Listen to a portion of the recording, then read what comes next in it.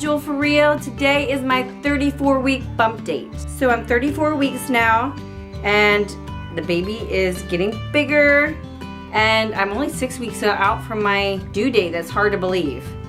And I'm trying to do lots of things, getting prepared, and just bought a new swing because my other swing was 10.5 years old and was battery operated. And it's so nice. I just got a swing that you can plug in the wall. That's a new concept for me. So I got it on a online yard sale. That was a real gift to me, and getting a few other newer things, maybe not new, but newer for me for this baby. Getting prepared. I'm about to show you guys my baby bump, what it looks like at 34 weeks with baby number 5, pregnancy number 6. Here it goes. Okay guys, so here is my 34-week belly and the outfit that I chose today. I have to start wearing longer shirts to cover the belly because it's big. It's like a ball out the front, like a big basketball to dribble, and it's really low. So because it's big and low, I need these long shirts now to cover it. Here it is from the side.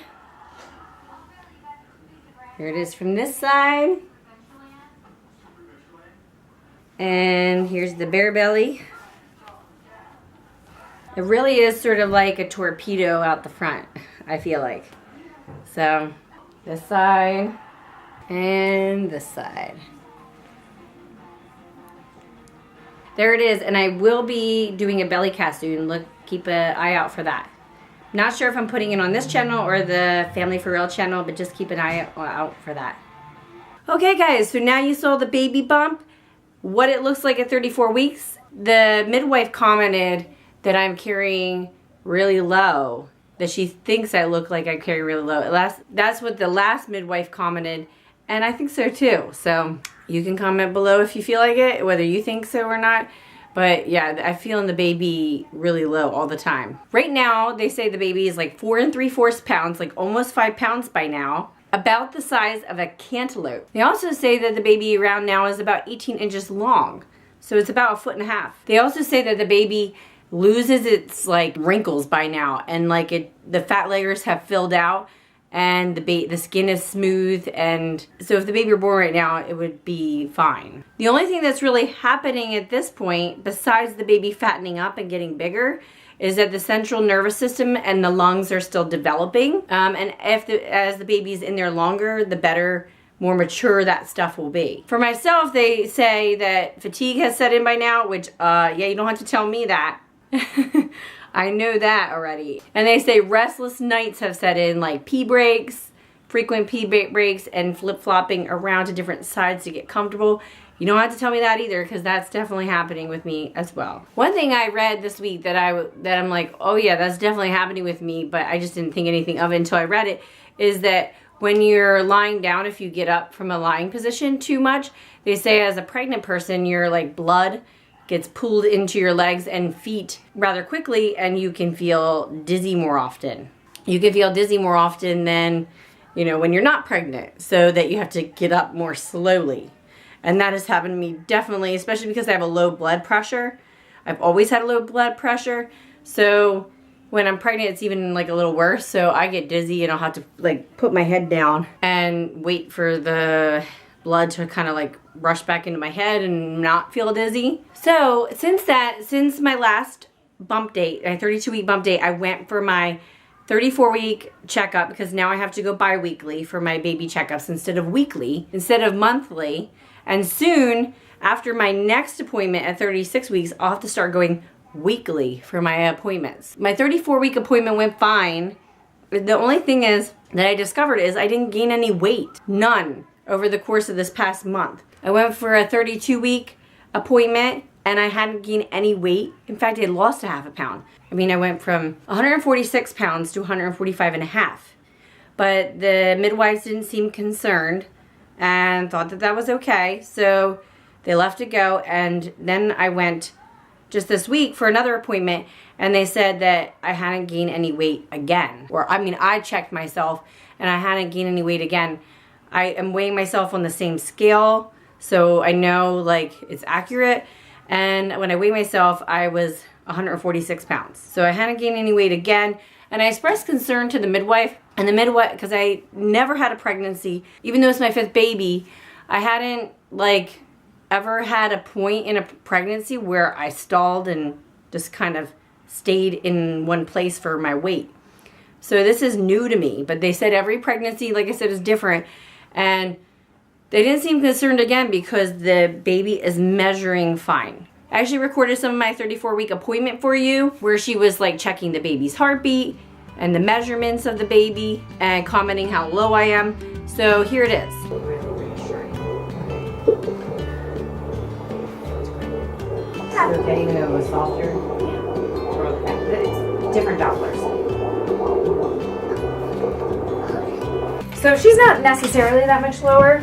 I think just because she's moving so much, this was a little bit hard for me to pick it up. And this Doppler might not be the best, but all is good.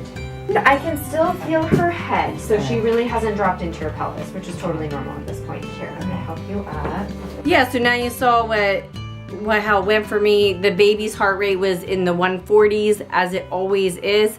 They said it had a great heart rate, and because of that, and the fact that I measured appropriately, my belly measured at 33.5 weeks when I'm 34 weeks. So they said that because I'm not gaining weight, they're still not concerned. They did say still try to eat more nuts and avocados and maybe some juice. I'm like, did they actually just tell me to drink juice? Usually they tell you to stay away from juice, but they're actually telling me to drink juice. Because usually I just drink water or tea. I'm not a really big person when it comes to other drinks. So, I mean, or I'll drink coconut water sometimes. But I usually don't drink milk or juice or sodas.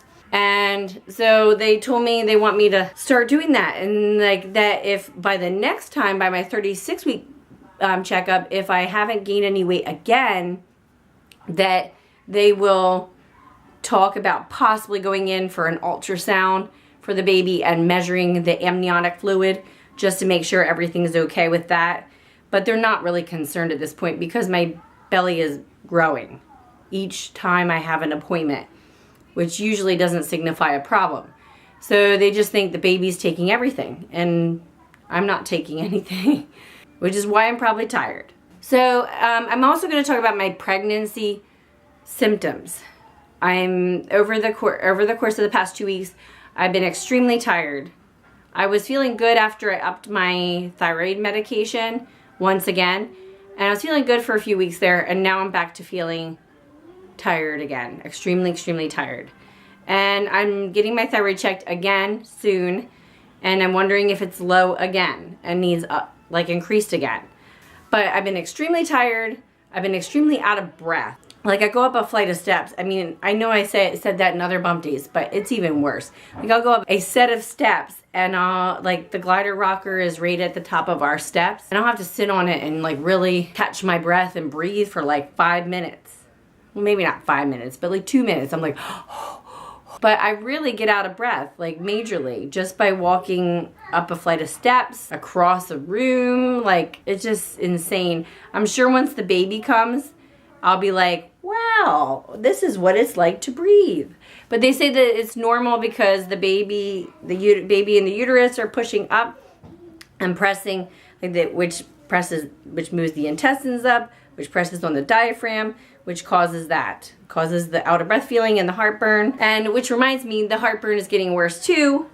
Not real bad, but I have to pop now 1 or 2 Tums a day. The midwife suggested, which I have different midwives each appointment because there's quite a few midwives at my birth center. I had a different midwife this time and she suggested something different for my heartburn that other ones didn't. She suggested drinking carrot juice.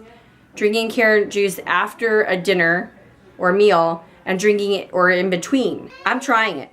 I'm willing to try anything, and carrot juice is better than Tums. So I'm giving that a try. I'll let you know how it goes for me, if it works and helps with the heartburn, or if I think that it doesn't.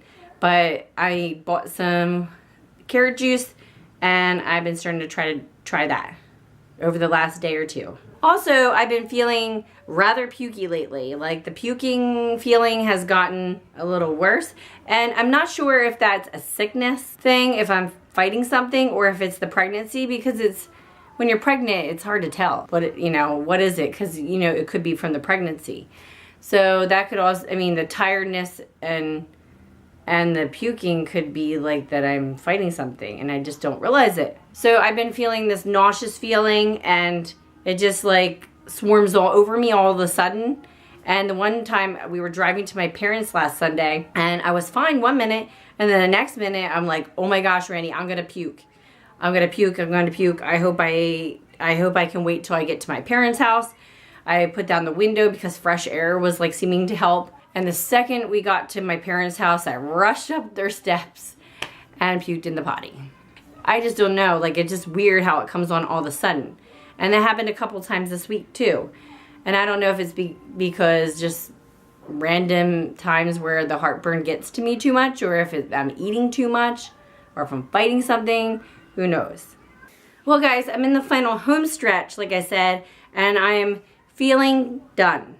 I am feeling so done with the pregnancy. I know I have to hold out because the baby needs to mature more, and I'm ready, but not ready for it to come out now. Obviously, I wanted to stay in and be healthy, and I've always given birth 2 to 3 days late, and I'm sure that will happen again. But I'm just at the point in pregnancy where I'm ready for it to be done. I'm not in the joyous part of pregnancy anymore, and that usually happens, I know, with all the pregnancies that I've had, that it usually happens right around 35 weeks, give or take. And I am at that point because of the different symptoms I've been experiencing, and I'm big, it's pulling on my back, and I'm just, tired of feeling tired and out of breath.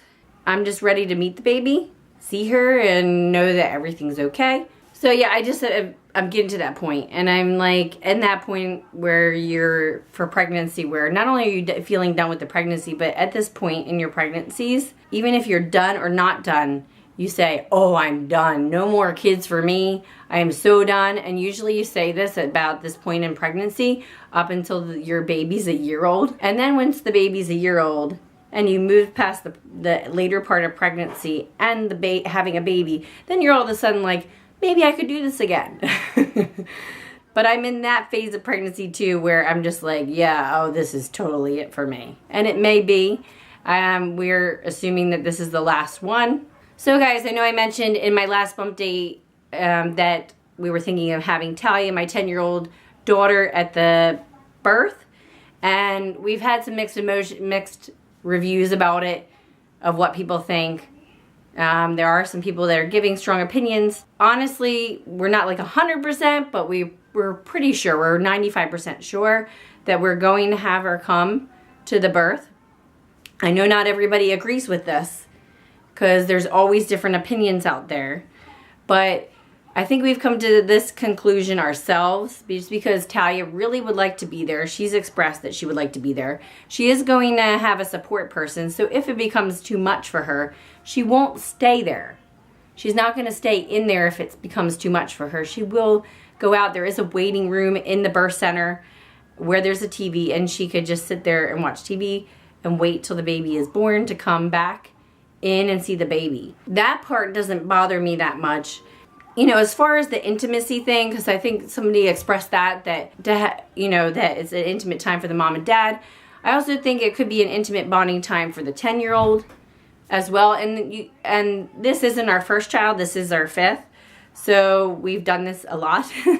So a part of me is like, some people are like, well, this is probably your last baby. Don't you want it to be an intimate time for you guys? But then a part of me is like, well, yeah, but then this is our last baby, and what if Talia doesn't get to be there for it? And I never have an opportunity for her to be there again. And she really wanted to. I might have, feel bad about that in the future. So we just decided most likely we're going to have her there and my mom as a support person for her. I think it could be really neat for Talia to experience. In fact, the midwife I had this time actually said that she's seen kids that age at a birth before, and they handled it really beautifully and were almost like a doula for their mom. Felt concerned and cared for their mom, said sweet things, rubbed their hair. Usually it's the younger kids, she says, the ones 5, 6, 7 years old that can't really handle it and they get scared. But she says she hasn't seen any 10-year-olds get really mortified and scared. Usually they're perfectly fine in a birth. I just got done my hopes and dreams. For my birth, like the midwife asked for my birth, like she wants a hopes and dreams written out. Like if I wanted my birth to go exactly according to plan, how I would want it to go as planned. What are my concerns? What are my dreams for it? And you express that on a piece of paper and you print it out for them, and they view it before the birth so they can try to help that along. And so I just got done doing that and creating my hopes and dreams. Maybe I can read that to you for my 36-week bump date of, you know, my concerns and how I hope it will go. Show you that. But I just completed that, completed all the forms they need for the birth center. So I feel really relaxed about that now that that's done and taken care of. The baby's clothes are in the drawer. We have pretty much all the baby stuff we need. We just need to wash some stuff and pack my birth bag. That's not done yet. So that needs done. And shop for a couple things. Like I got rid of all my bottles last time because I wanted to buy glass bottles this time. I had plastic bottles for a lot of my other pregnancies.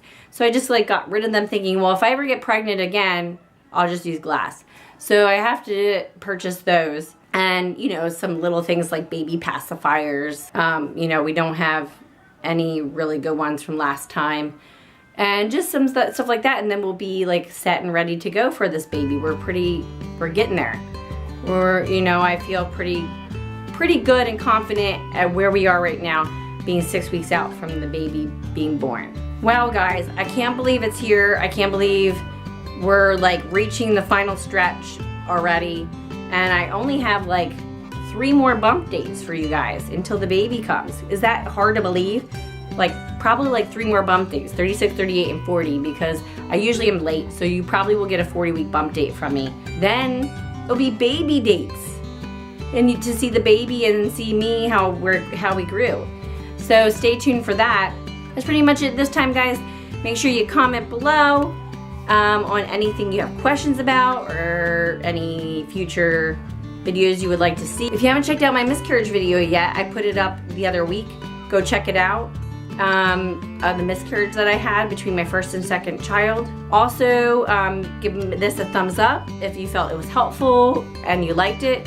And make sure you hit subscribe if you haven't already so you can see this in your news feed. Until next time, guys, fly high and dream big.